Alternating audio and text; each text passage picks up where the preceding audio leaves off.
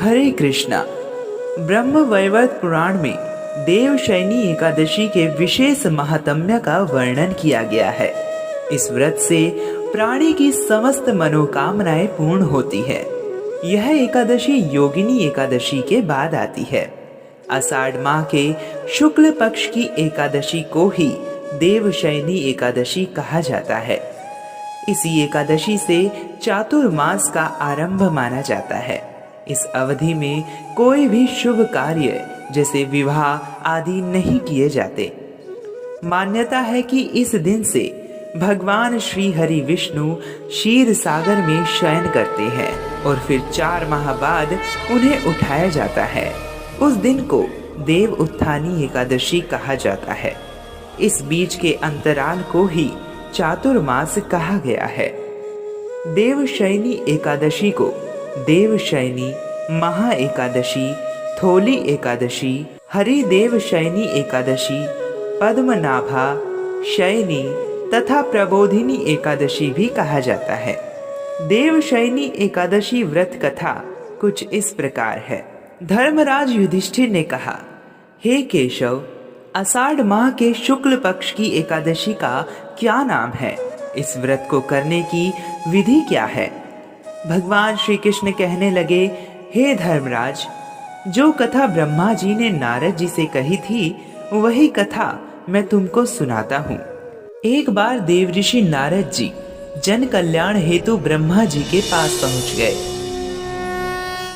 और उन्होंने ब्रह्मा जी से प्रश्न किया, हे पिताश्री, आषाढ़ माह के शुक्ल पक्ष में आने वाली एकादशी का क्या महत्व है और यह किस प्रकार से भौतिकता में लिप्त बद्ध जीवों का उद्धार कर सकती है? तब ब्रह्मा जी ने बताया कि हे नारद, आषाढ़ मास के शुक्ल पक्ष की एकादशी को देवशयनी एकादशी कहा जाता है। इसके विषय में मैं तुम्हें एक पौराणिक कथा सुनाता हूँ।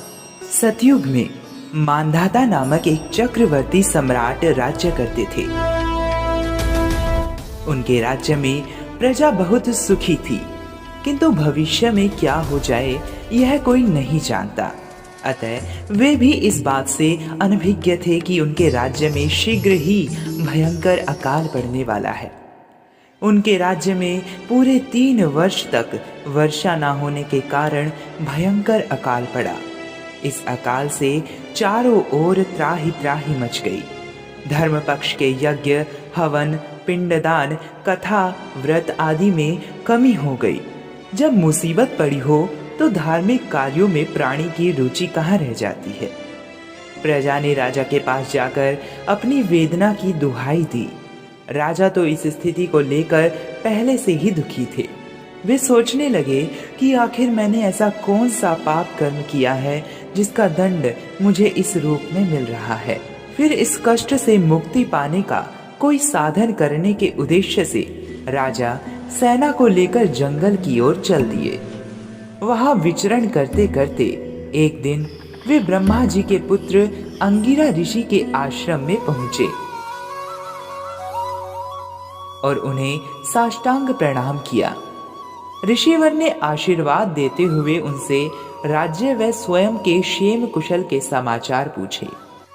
तब राजा ने हाथ जोड़कर कहा, हे महात्मन, सभी प्रकार से धर्म का पालन करता हुआ भी मैं अपने राज्य में दुर्भिक्ष का दृश्य देख रहा हूँ।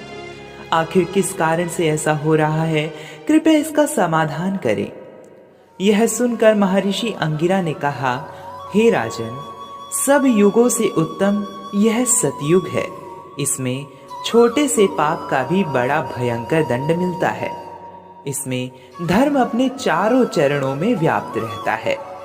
ब्राह्मण के अतिरिक्त किसी अन्य जाति को तप करने का अधिकार नहीं है, जबकि आपके राज्य में एक शूद्र तपस्या कर रहा है। यही कारण है कि आपके राज्य में वर्षा नहीं हो रही है। जब तक वह काल को प्राप्त नहीं होगा तब तक यह दुर्भिक्ष शांत नहीं होगा। दुर्भिक्ष की शांति उसे मारने से ही संभव है। किंतु राजा का हृदय एक नर अपराध शूद्र तपस्वी का शमन करने को तैयार नहीं था। उन्होंने कहा, हे देव, मैं इस निरपराध को मार दूं यह बात मेरा मन स्वीकार नहीं कर रहा है। कृपा करके आप कोई और उपाय बताएं। राजा की प्रजावत्सलता को देख अंगिरा ऋषि अत्यंत प्रसन्न हुए और उन्होंने कहा, हे राजन, आषाढ़ माह के शुक्ल पक्ष में आने वाली देवशयनी एकादशी का व्रत करें। इस व्रत के प्रभाव से अवश्य ही वर्षा होगी और आपका भंडार पुनः धन धान्य से परिपूर्ण हो जाएगा।